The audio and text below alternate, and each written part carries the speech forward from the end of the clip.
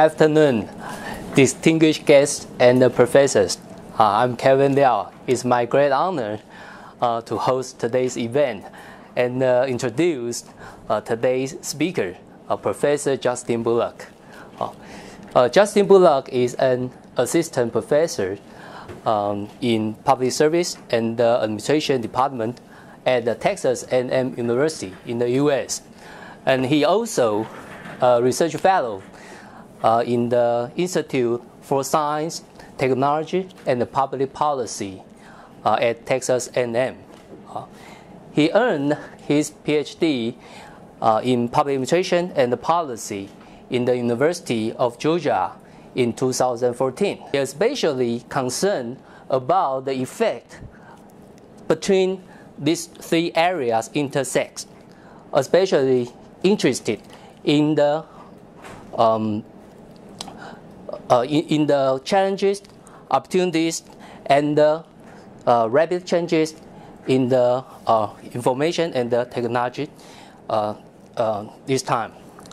So he also a very innovative and hardworking young scholar. He published his research on many high-quality journals in the field of public administration, especially on Public Administration Review, a Journal of Public Administration and Policy Research and Theory, and the International Public Management Journal, and so forth. So I think today's topic, creating artificial bureaucrats, is one of his concerns, especially research concern in these days. And I also believe it is one of cutting-edge issues in the field of public administration. So I think all of you, just like I am, can wait to hear his today's talk. So let's give us warmest welcome to Professor Justin Bullock. Thanks so much for the introduction, Professor Liao, and thanks so much for National Chengchi University for having me for the summer, and Professor Zhou-Peng for organizing me to come as a fellow for the Taiwan Institute for Governance and Communication Research. I've had the pleasure of being here in Taiwan since May 12th. It was not as hot in May, so I've been adjusting to the summer. Even from Texas, it's a bit warm, but I've had a wonderful stay, and maybe most importantly, for today's purposes, I've had a lot of time, thanks to the fellowship and the resources, and mostly the freedom of time to explore this topic a little bit more. The topic today is creating artificial bureaucrats, which may initially sound like some robots that we're going to talk about, but we're actually going to talk a little bit more abstract than robots and think about artificial systems more generally. This talk is going to cover stuff from public administration, stuff from computer science, and things from engineering. I'm going to try to talk about the topics in as broad and as accessible language as possible. I'm not a computer scientist or an engineer, so I'm going to avoid super technical language in terms of, instead of having broader language. So hopefully it'll be easy for you to follow along. I intend to leave about 15 to 20 minutes at the end to ask questions. So I hope that this generates some discussion and some questions for the end.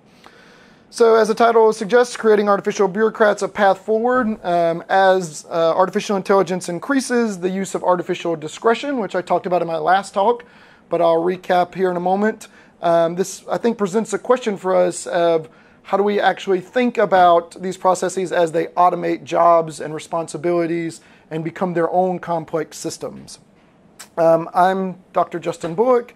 As Professor Liao mentioned, I'm an assistant professor at the Bush School of Government and Public Service at Texas A&M University.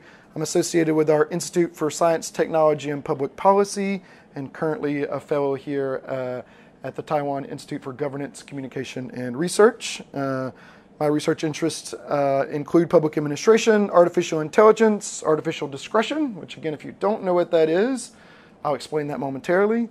Bureaucratic error, which is what initially got me interested in artificial intelligence as a way to maybe decrease errors in government, and motivation, which is what some of my earlier research was on. All right, so we're going to cover a lot of topics today, so I'll start with an outline. I'm going to begin with a brief recap of some of the work I've already presented, and some of which is recently available in published format as of June, and one that will be available here in about 2 weeks online, and the relationship between those topics and bureaucracy. Then we're going to step away a little bit and talk about artificial systems more generally in the way that engineers or computer scientists might think about them. We're going to rely pretty heavily on some work by the genius Herbert Simon, who seems to be everywhere in the work I'm discovering these days. He has a book, a nice book called Sciences of the Artificial. It was last updated in 1996, which it turns out is really relevant to some of the ways of thinking about how to apply artificial intelligence and artificial discretion to government and what those systems look like, how we can begin to think about them. We're going to move from that broader framework to think about complex intelligent systems. What are their characteristics? What basic competencies might they need to be considered complex intelligent systems? We're going to talk about learning, as defined in part by Simon, but also Dan Dennett in his recent book, From Bacteria to Bach and Back, and Eric Drexler, who we're going to pull on for some work as well, who earlier this year released a report called Reframing Superintelligence that was published by the Future of Humanity Institute. They have some ideas about what it means for both humans and artificial systems to learn. And as they develop skills through that learning process, they develop what we're going to call competencies or capabilities. And then how is that similar or different from how we think of as comprehension skills that we have as humans? Do these artificial systems really comprehend things in the same way we do? And if they do, what does that mean? And if they don't, what does that mean for the deployment of artificial bureaucrats? Then I'm going to define what I mean by a bureaucrat, and then talk about what an artificial one might look like. What components might they have based on all of this we've talked about from the artificial systems, learning, competencies, and comprehension. That's going to bring us to the final point, which we're going to reframe using Eric Drexler's language, how we've thought about superintelligence and how we think about super capable artificial intelligences. There's a big worry in the field of artificial intelligence about them becoming either conscious or self-recursive, improving to the way that we don't have control of them anymore. And Drexler actually gives us a framework for thinking about ways to mitigate that in this comprehensive services approach that he provides. I'm going to offer that as an approach for thinking about how we develop artificial bureaucrats and their skills and competencies over time. Okay? All right. So, artificial intelligence capabilities, if you don't pay attention to science and technology, they're in the news all the time. They're being highlighted in business and in the public sector. You may have seen reports in particular of the way the U.S. is beginning to use these tools, but maybe a little bit more closer to home, the way China is beginning to use some of these tools within government. And this has created some thorny ethical issues for things like surveillance and oppression, things that we might care about as freedom-loving democratic people. So it's raised some concerns. I've thought about this in some of my earlier work as AI being an information communication technology tool. So if you come from a public administration or public management background, that might be some language that is useful to you. And that as a consequence of the type of tools that we have now, this is changing how discretion is used in government. It's actually changing the shape of bureaucracies as well.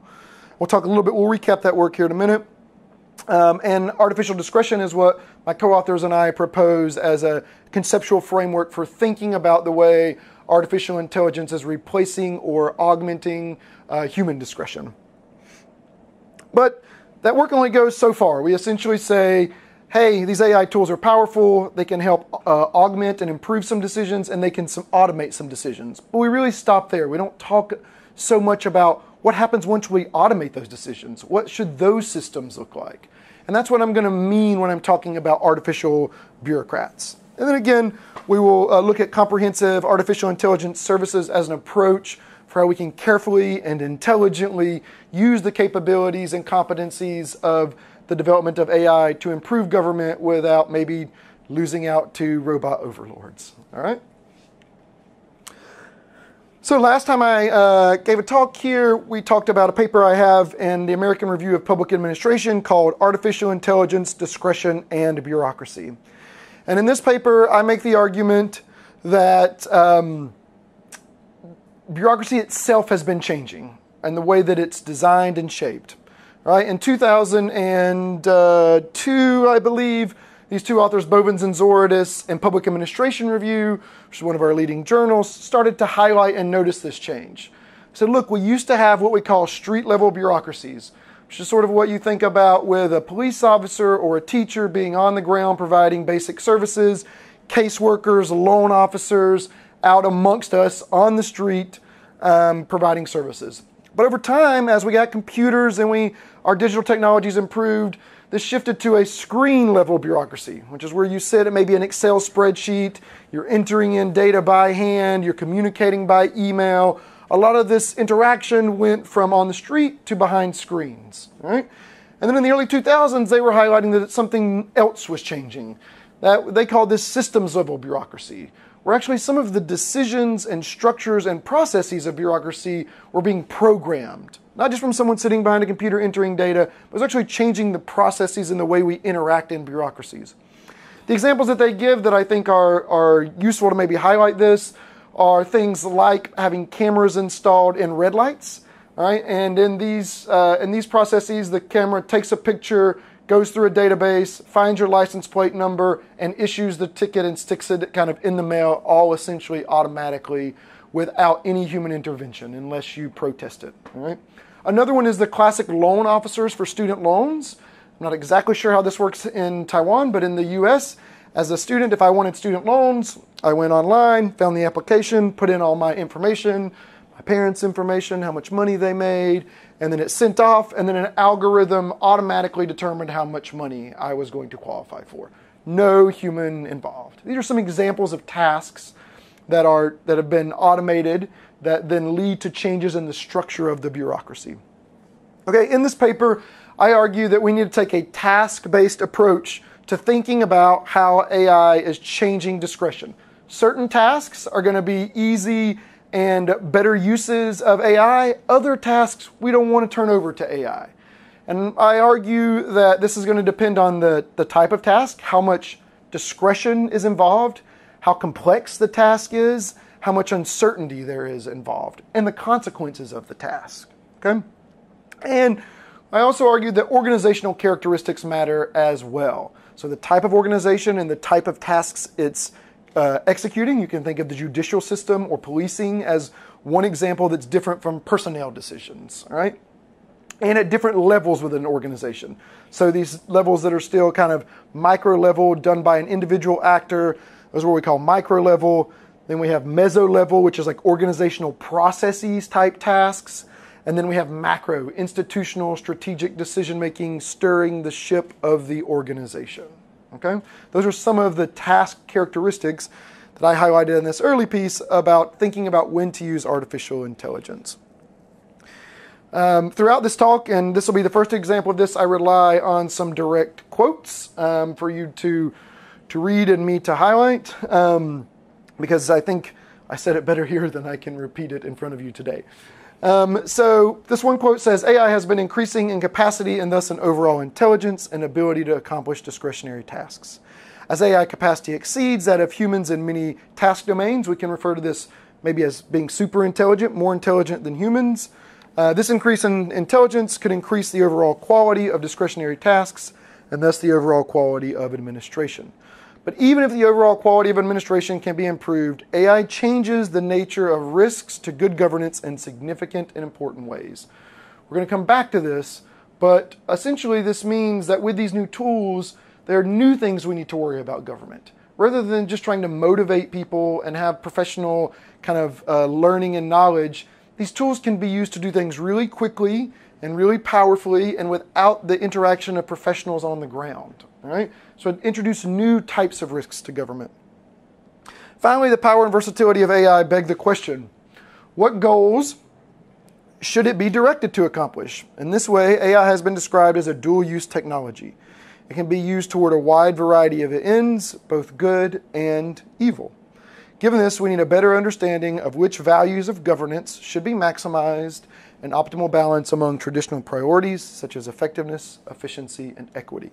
So the one thing I want you to note here that in this paper that came out earlier in this year, one of my concerns was how we have essentially a utility function that needs to be maximized.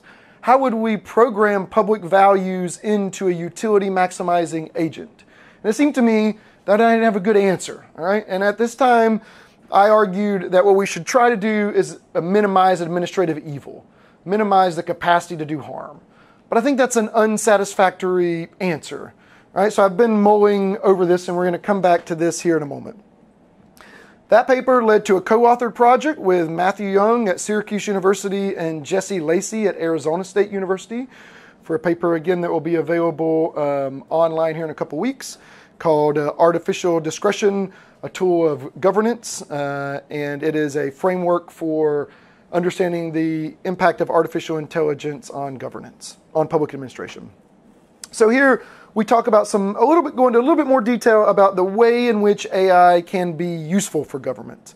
And we talk about how it's built to automate learning through abstract representation. We talk about how it can gather new data and quickly sort it through sensors, and then how it can find trends and find causal relationships in data that we already have.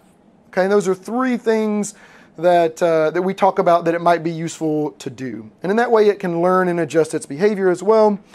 So when we say artificial discretion, essentially what we're talking about is using artificial intelligence, again, to augment, enhance, change, or automate the exercise of administrative discretion. A couple more quotes from the paper that I think kind of help situate this for you and what I mean when I'm using the term artificial discretion. Again, here I highlight the three different ways in which public managers might think about using artificial discretion. Creating structured data from unstructured input, using sensors, image data, natural language, leveraging large data sets to find patterns, generate new insights, make predictions, or automate components of tasks. And again, we're going to talk more about this eliminating the human components of administrative tasks through automation and maybe substituting an artificial bureaucrat as the direction we're headed. We talk here about the appropriateness of AI for specific tasks. Here again, I'm just trying to highlight for you that when we think about AI, the real way we think you should think about it is diving into the specific structure of a task that is located within an organization and has some level of complexity or uncertainty or some consequence with it. And these are going to be the things that help us think about when we should use AI and when we should not.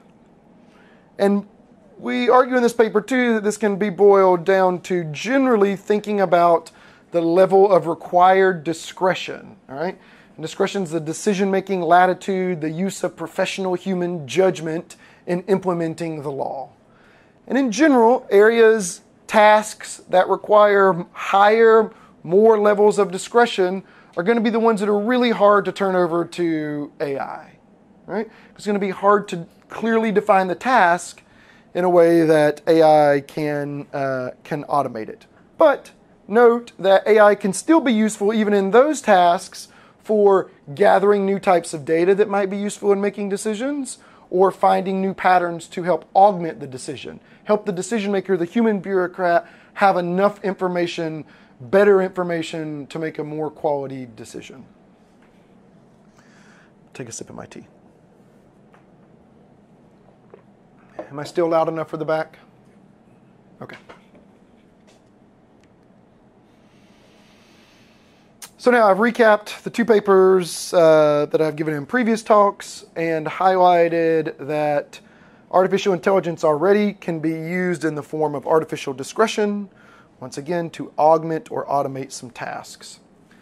In those papers, we say, hey, right now, we really only want to automate tasks that are relatively not that complex, that don't require a huge amount of human judgment, because the current AI tools aren't so good at that.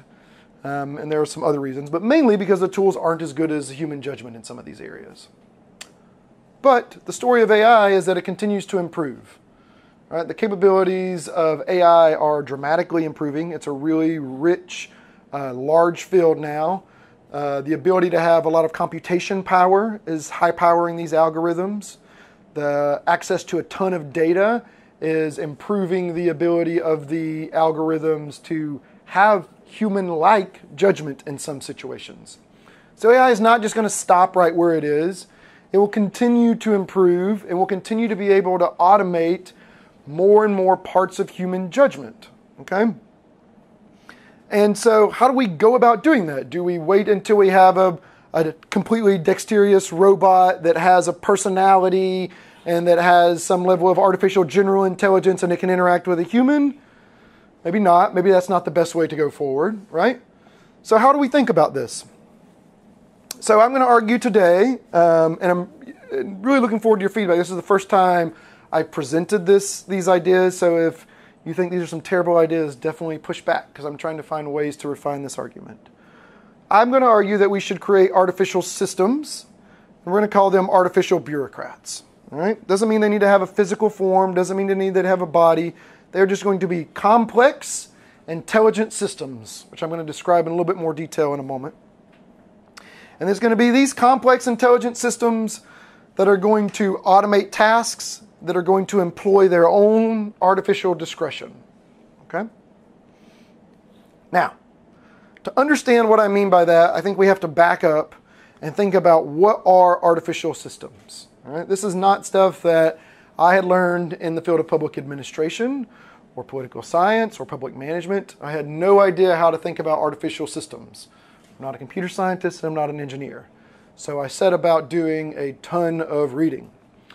And it turns out that Herbert Simon, who wrote maybe the most famous book in public administration, Administrative Behavior, also dealt in artificial intelligence, which I knew, but did not know that he wrote a book, and this is the third edition of it in 1996, called The Sciences of the Artificial, where brilliantly, I think, he makes an argument for what are artificial systems, how do we think about them, and how do we characterize them. Okay? So here in a few minutes, I'm going to try to unload all the information I learned from that whole book to you. All right? So let's start with a quote. What is artificial? Simon says, my dictionary defines artificial as produced by art rather than by nature, not genuine or natural, affected, not pertaining to the essence of the matter.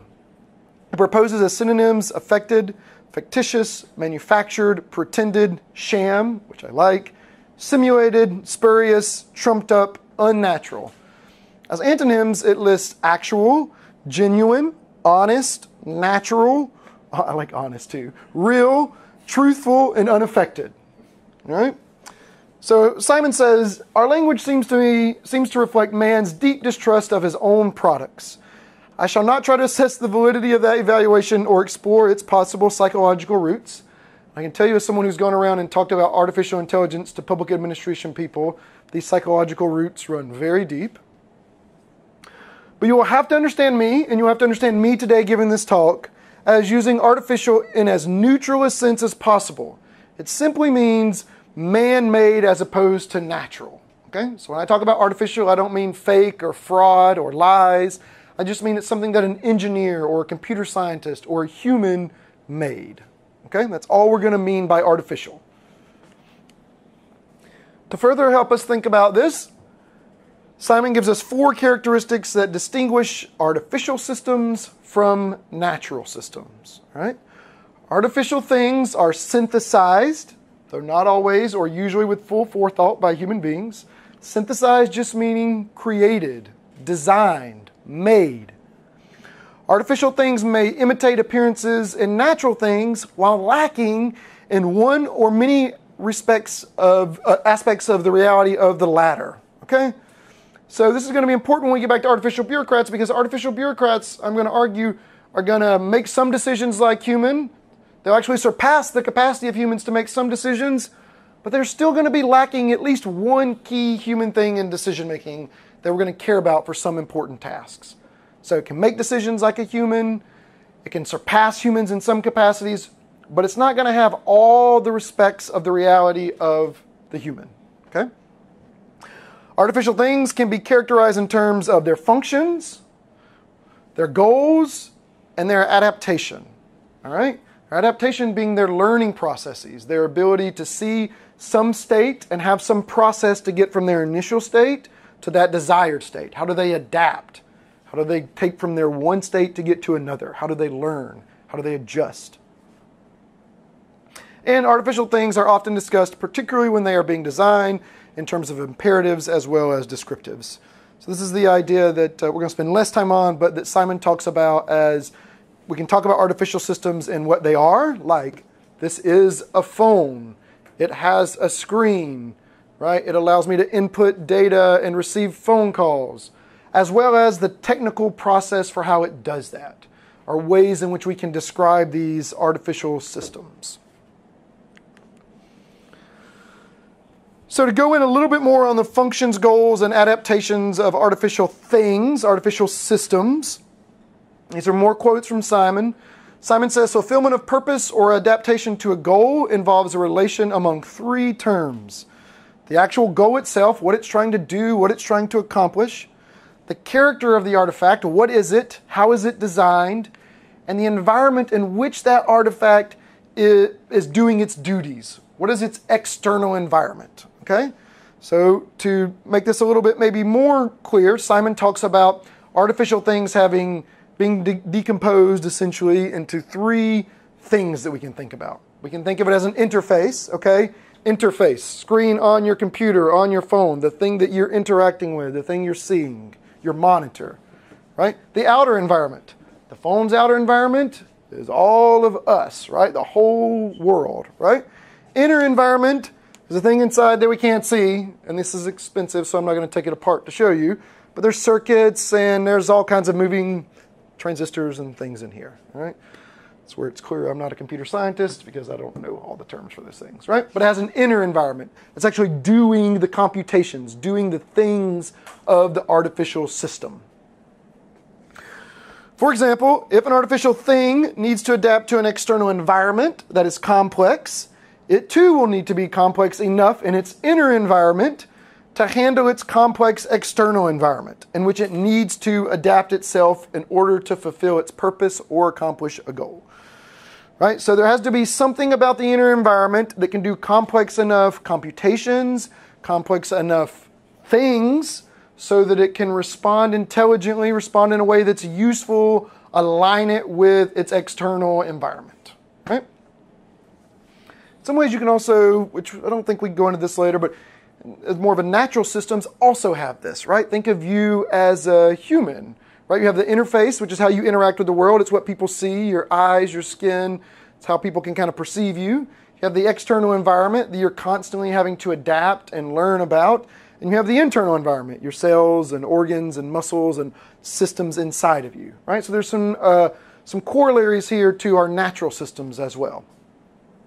Again, adaptation is a way of describing an artificial thing's ability to learn, to adjust itself to its external environment, and continued adaptation may be needed for a complex enough environment, right? So think of an artificial thing like a clock, right? A clock doesn't need to be able to change. It needs to be able to do an old-fashioned, on-the-wall clock. It just does the same thing, right? It's got the second hand. As the second hand comes around, the minute hand's slowly going, and as the minute hand goes around, the hour hand moves, right? So it doesn't have to be super complex. But our computers, our computing machines, have much more complexity. They need to be able to adapt and adjust. And here, maybe a robot is a pretty good example, although I'm trying to stay away from the robot analogy too much.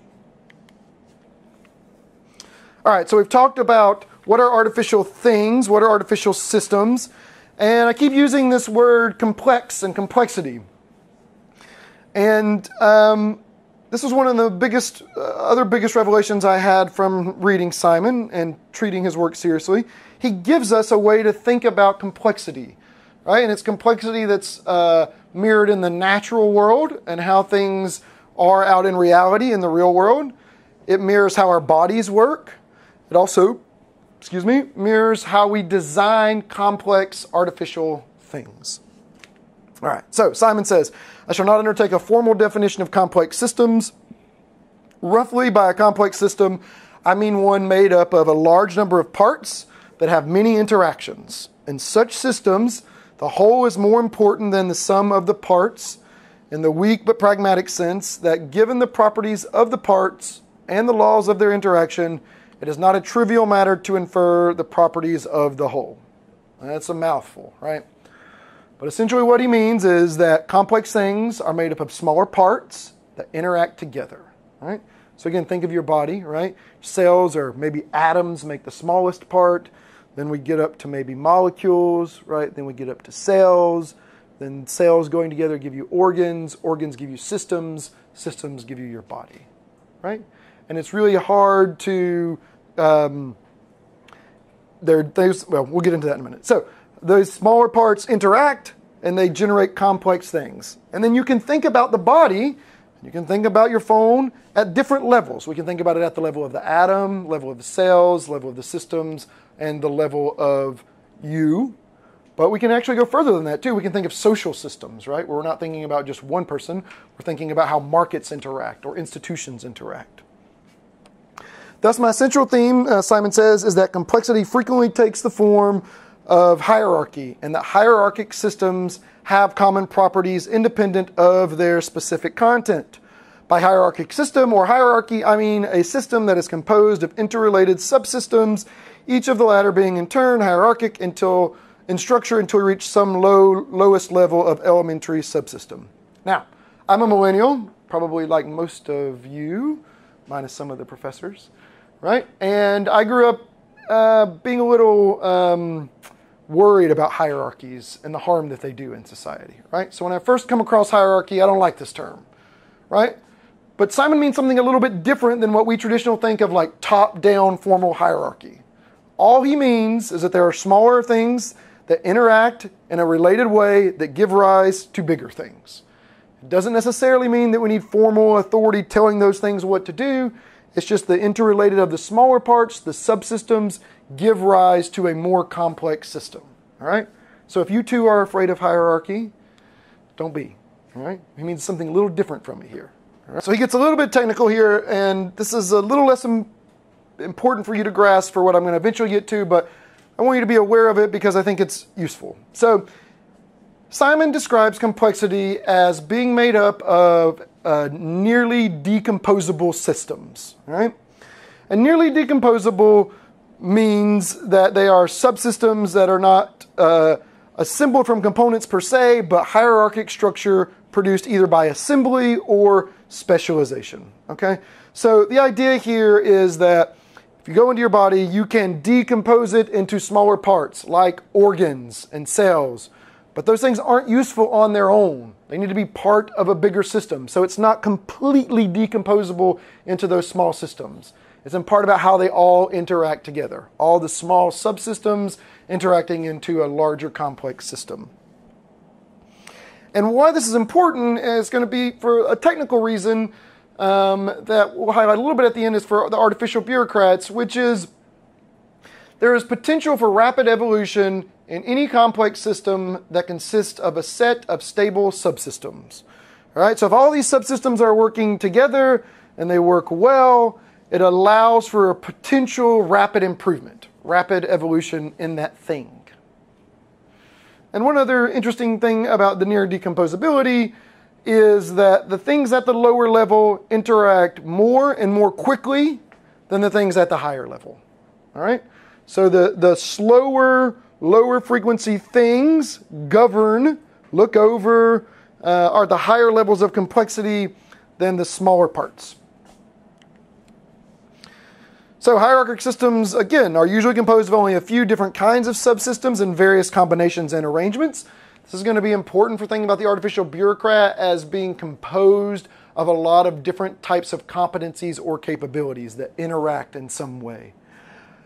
Hierarchical systems, as we've seen, are often nearly decomposable, and by appropriate recoding the redundancy that is present but unobvious in the structure of a complex system can be made patent. This is Simon's way of saying that once we have hierarchical systems, it's easier to explain them because we can look at the different parts at different levels and make sense of them. If complexity takes the form of chaos, for example, which is another form of complexity, it's harder to make any heads or tails or any sense of it because we can't decompose it into these smaller parts. This is going to highlight, too, the difference between an artificially general intelligent recursive agent and then what we're going to propose with this comprehensive AI services as a bureaucrat, which is gathering together subcomponents and subparts that interact in some way, rather than, say, be one master algorithm that is mysterious.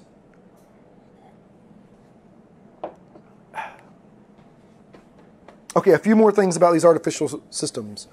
One is how do they solve problems? And I alluded to this early, and in the interest of time, I'm going to hit on it just quickly. But essentially, the way artificial systems, and really the way humans solve problems, is you identify some problem. You identify some future state that you want to access, and you're in your current state, you're in an initial state. And you've got to find a process to get from your current state to the state you would like to be in, right? This is adaptation. This is translation. This is going how to find a set of processes to go from the initial state you're in to some future state, okay? All right. So let's go. We started with artificial intelligence, artificial discretion.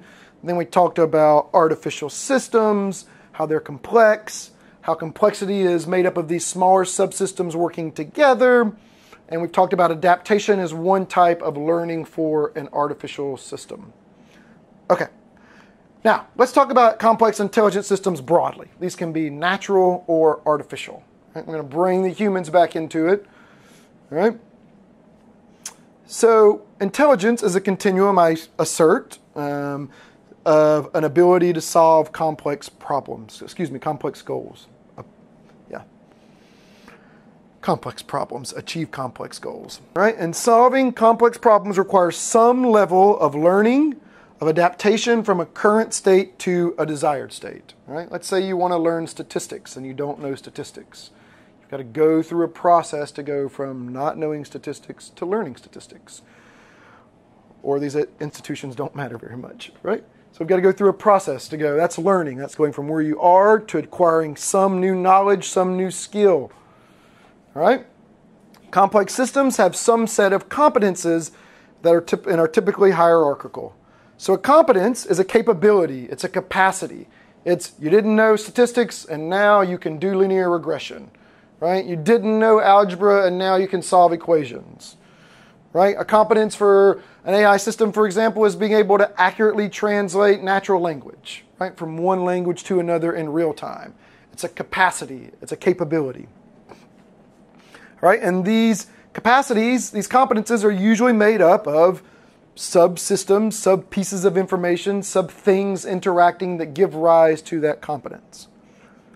All right. So given these, complex intelligent systems may be characterized as the following: being hierarchical and thus nearly decomposable into their smaller subsystems, having the general competence to learn, acquire, to adapt to new skills and actions, having the competence to integrate these skills and actions to perform tasks and accomplish goals. So you can't just have one competence all by itself.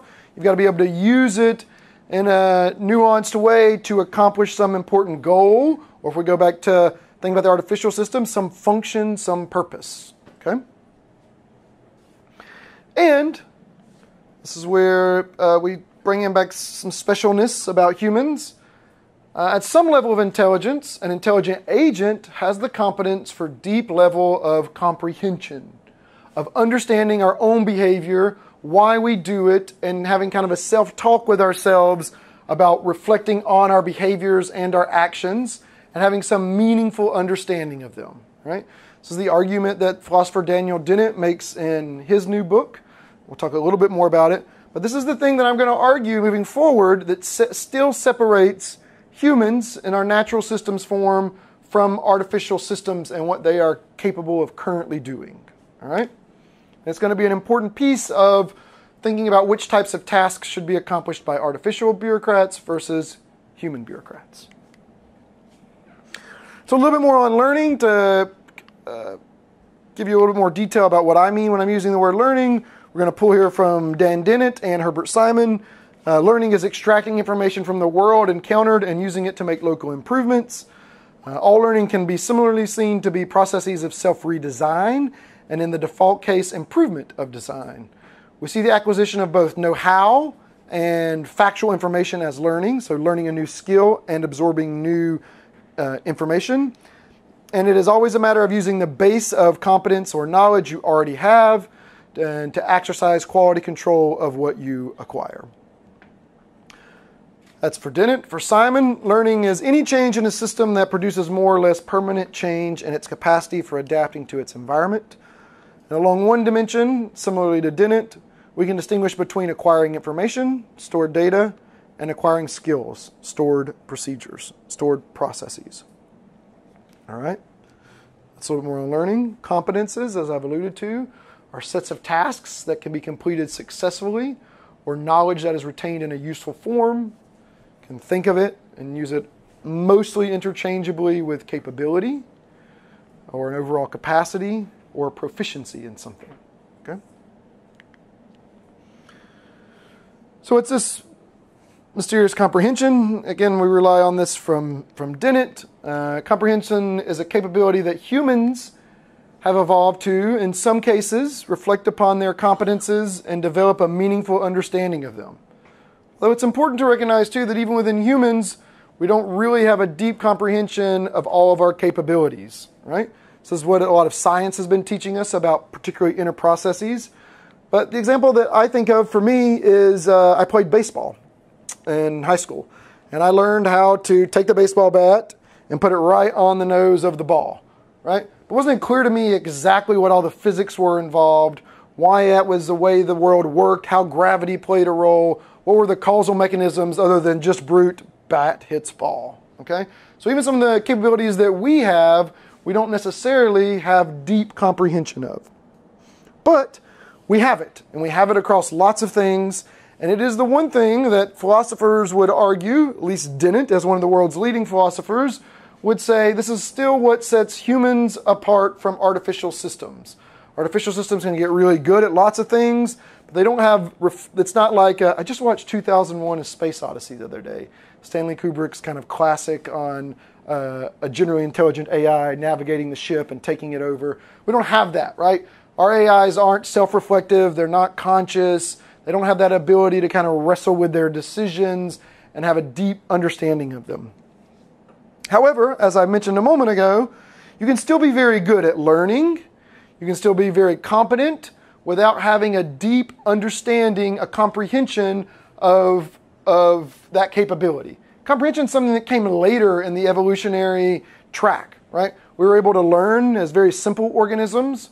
We developed competencies as moderately complex animals and plants, but arguably it's not till right up to human, although there's some debate about whether great apes have some level of this, but it's really at human level where we can comprehend things and have explanations for things and manipulate symbols to tell stories about them.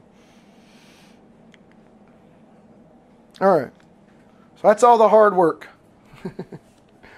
And most of you are still awake, which is good. Thank you.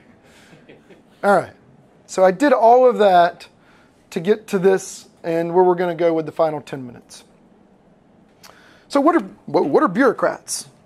In general, in public administration and public management, although some scholars would have really technical definitions, and I'm just going to sidestep all of that, just like we sidestep some of the other technical definitions. In general, bureaucrats have been humans who carry out the tasks of government, right? Or governance organizations. Government creates laws, procedures, policies. Us humans implement them, okay?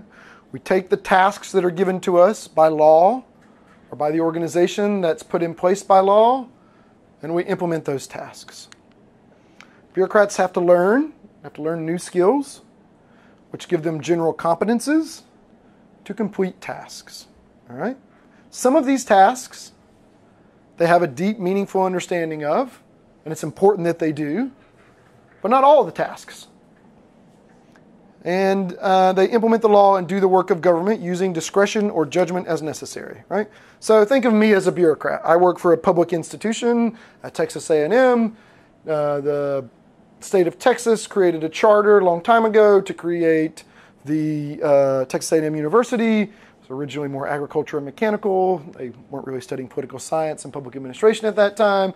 But alas, over time, the institution has developed and grown, has rules and procedures. It's funded in part by the public. And then there's me. And my job is to do some research. My job is to teach some students. And my job is to do some administrative tasks, which I try to minimize as much as possible. Right? So as I become a professor, I had some training. I learned some things. I learned some things about public administration. I learned some things about teaching. But I knew half of what I knew now, 5 years later, doing this full time. Right? At first, I did some teaching. I was an okay teacher. But I kept learning how to be a better teacher. And so in general, I developed more competences. I got better at lecturing. I got better at assigning group work. I got better at discussions, right? And then I've been able to reflect at the end of each semester, man, did I do a good job? And if I didn't, that's a bummer. And if so, how can I do better? And if I did do a good job, like I reflect and try to think of how to even be more positive and have a better impact, right? So I'm this bureaucrat that we're describing, right? So let's expand our notion of human as specifically being the only thing that can be a bureaucrat, and just let's talk about complex intelligent systems. I've argued that natural things can be complex and intelligent systems, and artificial things can be complex and intelligent systems. And let's see if the metaphor holds, all right? So if we think of humans as complex and intelligent systems, we can reframe this a little bit and say that bureaucrats, instead of being exclusively humans, are complex intelligent systems that complete governance tasks that are guided by implementing the law and using discretion or judgment as necessary. Okay? So I'm changing the definition of bureaucrat, saying not just human, but what are humans? They are complex intelligent systems. So let's just say complex intelligent systems in our new world with some of the capabilities we have. So, given our language from Simon and under certain conditions, maybe, I'll argue, bureaucrats can be seen as either human or artificial things. Right. So what might the structure of an artificial bureaucrat be at the abstract level? All right. I'm not going to design an intelligent robot today. It's beyond my skills. But let's pull back in some of the language from Simon. They would have functions, things that they could do, things that they couldn't do. They would have goals of some sort, things they're trying to accomplish. Those goals might look like human goals. They might look like other types of goals, as the AI people would argue. They have adaptations. They would need to be able to learn and change their behavior and respond to their external environment. They would have some interface, going back to our phone, right? Need to have some way of interacting with the world. They would have an external environment, which in general would probably be the natural world. And they would have some inner environment. They would have some sets of things, subsystems, subcomponents, be embedded in a robot or just in a computing machine, that make their inner environment. They would need to be able to implement governance tasks. Right? Governance tasks can be something that is accumulating and implementing some knowledge, or, to use the robot analogy, actually out on the ground doing things. To do this, these intelligent systems, again, need to learn skills and actions that give them competences for completing their tasks and utilizing their knowledge. Learning and competences. These systems will of necessity be complex because they're dealing with a complex outer environment, and thus likely hierarchical systems made up of nearly decomposable subsystems. Have some set of subsystems located in their inner environment that allow them to interact with the external environment. So, if you're still with me, not completely off in science fiction land, hopefully you're still with me. If artificial systems can be developed that can learn and acquire competences to complete governance tasks, which they can, they already do out in the real world, they too can be bureaucrats exercising artificial discretion, but under what conditions? All right, this is coming back to the question of, is it good for China to be able to use artificial intelligence to surveil and oppress their people, right? Is it good that we create super powerful, artificially intelligent, autonomous systems to wipe out entire cities, right? When is this good and when is it bad? Okay? So I'm not going to give you a definitive answer to that, but I'm going to give you a criterion to help guide additional thought on this. Okay? So just like with artificial discretion, we're trying to give you an abstract framework for thinking about, okay, right now, today, if we want to use artificial intelligence, how should we use it? And really complex tasks, high-level tasks, gather some more information, use sensors, have more data, right? In somewhat complex tasks, take the data that's already there, analyze it for relationships and causal variables. For less complex tasks, let's go ahead and automate some of those, right? So when should we use artificial bureaucrats? Across many sets of tasks, AI-powered artificial bureaucrats employing artificial discretion may learn more quickly and develop more powerful capabilities for task completion than are feasible for human bureaucrats. However, this is why I've harped on this comprehension. Some tasks are really important to us as humans that we can reason about them, give explanations for, and make arguments as to why we made those decisions. All right? Some examples maybe come to your mind. How about a physician, a doctor, right? I want a doctor to be able to tell us reasons why and explain in a deep, meaningful way why they want to do a surgery on us, right? How about a judge, right? We want the judge to be able to write up an explanation as to why someone got the sentence they did. Why are we sending someone to prison and restricting their freedoms, right? These are just two examples of types of tasks, of types of bureaucrats that at least some of their tasks require deep levels of explanatory comprehension, right? Those are the types of tasks, not that we still can't use some level of artificial discretion to help them get more information, more data, identify causal relationships. Actually, in this case of the judge, maybe we want the judge to have some type of well-analyzed statistics that let the judge know how likely this person is to reoffend. But we want the judge that understands broad stuff about the world to make that decision. So this comprehension criterion, I argue, is the thing that should really give us pause in distinguishing between when we should automate tasks and when those tasks really aren't useful for or not appropriate for automation. All right. Still with me? Still following? Okay. So, you'll notice I've tried to paint a really abstract picture of what artificial bureaucrats could be, but I sort of sidestepped a lot of the things that people generally care about. So, how do we give these artificial bureaucrats utility maximization functions so that they have all of our important public values coded into them, and as they get really smart, how do we keep them from going rogue, right? And then just destroying people with their super intelligence, right? I, too, have been worried about this as I've started exploring artificial intelligence. In my early work at the beginning, we talked about, hey, what is this function? What is the utility maximization thing? And in general, the reason I've been worried about this is that when you read the leading people on artificial intelligence safety, they're concerned about these things. AI is already more capable than humans in some fairly complex spaces. So what do we do as it gets more capabilities? Is it just going to become this super intelligent God-like thing that's going to be unaligned with us and decide that, humans are really kind of pesky? All right? So luckily, there's been some additional thinking along these topics of what is AI actually looking like in development, in reality, as it's getting more powerful? Is it really turning into these kind of general agents that are self-recursive in improvement? What is it looking like in the field? And then what does that mean for the actual risks that we need to be worried about, at least as our next steps? Okay? This isn't to say that AGI isn't coming eventually, but there are sets of things that Drexler and others have found that help us mitigate those risks and help us think about them along the way. Drexler calls this comprehensive AI services and automation of research and development of AI. Okay, so a couple of thoughts from Drexler.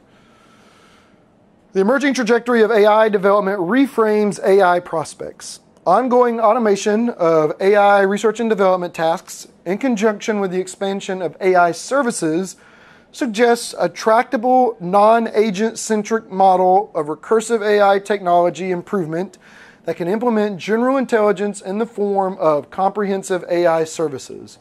A model that includes the service of developing new services. Comprehensive AI services model, which scales to super intelligent level capabilities, follows software engineering practice and abstracting functionality from implementation while maintaining the familiar distinction between application systems and development processes. That's a lot. So, when you look at this, think of services as tasks, right? And developing new services as developing new competences, right? Ties it right back to Simon and the argument that we've been following along. So Drexler's saying, so far, while we need to be worried about general intelligence, and we still need to worry to some degree about these agent-centered models where we have a utility-maximizing agent that develops, out in the real world of AI development at the cutting edge, this isn't what AI development actually looks like. It looks like something else. All right? It looks like the creation of lots of AI services, lots of different types of AIs that complete a bounded set of tasks. All right? Not some general intelligence, not some general utility maximization model. And in this development, functionality is separated from implementation. All right? Which means that as we're creating the actual AI, we don't then immediately implement it in the real world. Those are different processes. Creating the functionality of an AI and implementing it in the real world are separate processes. And the development, the overall research and development process is different than creating an application to put out in the real world. Drexler goes on to argue that this comprehensive AI services approach and research and development automation suggest a technology-centered model of recursive improvement where the individual technology, the individual thing that we've created, recursively improves, but doesn't have these weird spillover effects into some crazy genius, right? He also suggests that this approach and what's going on right now in AI R&D is a service-centered model. Right? And what he means by that, again, is they create AIs that have capabilities that accomplish tasks. They accomplish some competency. They accomplish some service. Not all the services in the world, like we worry about with artificial general intelligence. Not some complex moral structure. Just complete a task. All right? And that some of these tasks that are currently being worked on that also help us address the artificial general intelligence concern are these, right? These right here. Modeling human concerns. One of the leading AI people in the world has written the main textbook is Stuart Russell. This is what his lab is working on. How to train AIs to understand human concerns based on the wide assortments of data. Interpreting human requests. Suggesting implementations. Requesting clarifications. Developing and testing systems, monitoring deployed systems, assessing feedback from users, upgrading and testing systems. Each one of these is not something that some generally intelligent being has. They are individual types of tasks, individual types of services that can be created and employed as some subsystem, some service that we might care about, in delivering governance services. In particular, some of these tasks would be important to thinking about our artificial bureaucrats, right? We want our artificial bureaucrats to have an understanding of human concerns. We want them to be able to interpret a human request and not go make a bunch of paper clips, right? We want it to be able to suggest things, not just go do things. We want it to request clarification when it doesn't truly when it can't interpret what we're saying. I want it to be able to monitor systems that are actually out in deployment. These are different sets of tasks, different sets of services that we want to push AI development in, again, without necessarily creating a utility maximizing general agent. Going back to the artificial systems, right? Each of these could be a subsystem, a subcomponent, a service that works together to help some type of intelligent complex system interact in its external environment. A few more quotes from Drexler and then I'll be done, leaving time for some questions. Right on time. All right. Intelligent systems optimized to perform bounded tasks, in particular episodic tasks with a bounded time horizon. These are all kinds of things like teaching in a classroom, all sorts of things that bureaucrats might do, for example, need not be agents with open-ended goals that call for self-preservation, cognitive enhancement, resource acquisition, and so on. By Nick Bostrom's orthogonality thesis, this holds true regardless of the level of intelligence applied to those tasks. Bostrom's orthogonality thesis is just that any level of intelligence can be put towards any type of specific goal. His book Superintelligence kind of set off some of this conversation. He's also the director of the Future of Humanity Institute that Drexler published this technical paper from. Basic research, which sets the overall pace of technological progress, could be safe and effective with relatively little human guidance. Application development, by contrast, requires strong human guidance, but as an inherent part of the development task, to deliver desirable functionality rather than as an impediment. Support for human guidance can be seen as an AI service and can draw on predictive models of human approval and concerns. So here is separating the different types of tasks within the AI development process that humans need to be a part of, right?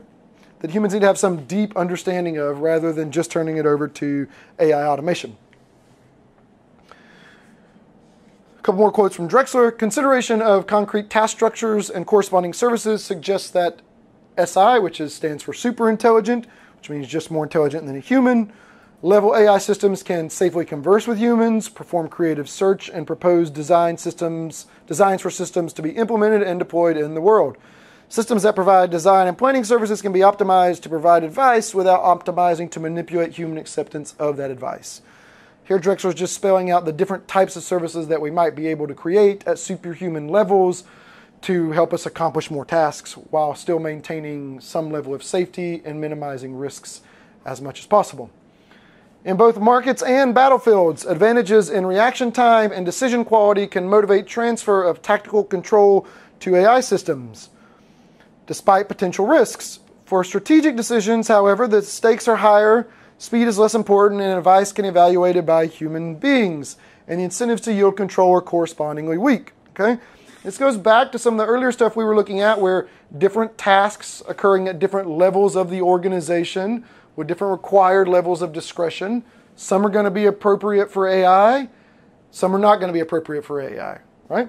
Some of the high-level strategic battle or institutional decisions are still going to remain in the purview of humans, and there's nothing keeping that from being so. Increasing automation of AI R&D suggests that AI capabilities may advance surprisingly rapidly, a prospect that increases the urgency of addressing conventional AI risks, such as unpredictable failures, adversarial manipulation, criminal use, destabilizing military applications, and economic disruption.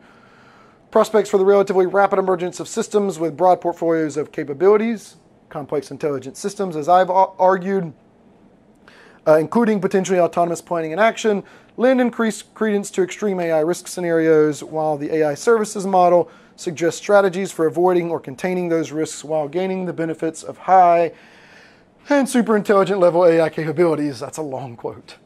Okay, what is this saying? So my argument is that this comprehensive AI services gives us a path forward. It gives us a path to think about increasing our capabilities with AI while avoiding the broader alignment concerns that come with artificial general intelligence. However, we still have all kinds of risks and concerns with these new tools, these new capabilities.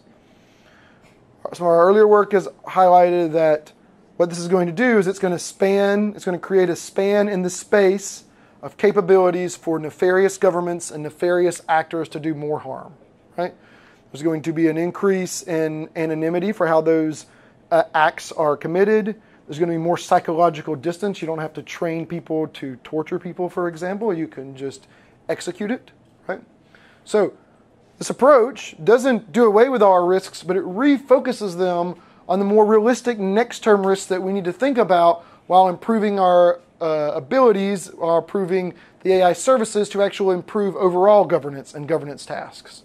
It focuses the types of things that we need to be worried about. Hey, we made it all the way to the conclusion. All right, so in conclusion, pulling it all together. As AI tools for artificial discretion become more powerful, we need a careful strategy for how to employ artificial complex intelligence systems in the form of bureaucrats, artificial bureaucrats, as we think about making more use of automation.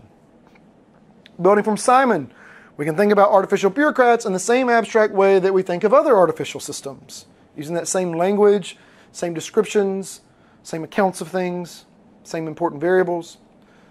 We can think of artificial bureaucrats as complex intelligent systems with the purpose of completing governance tasks that are hierarchical in structure and contain nearly decomposable subsystems.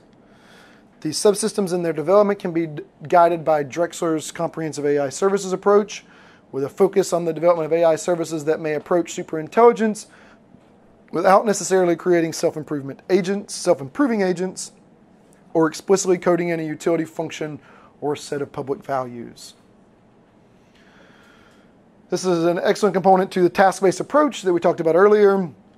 And as one initial guide or one initial takeaway, the comprehension criteria is one clear line in the sand that we can draw for where natural complex intelligent systems like humans should be preferred in the decision-making to our artificial complex intelligent systems, because they do not yet have these capacities. All right. Thank you so much.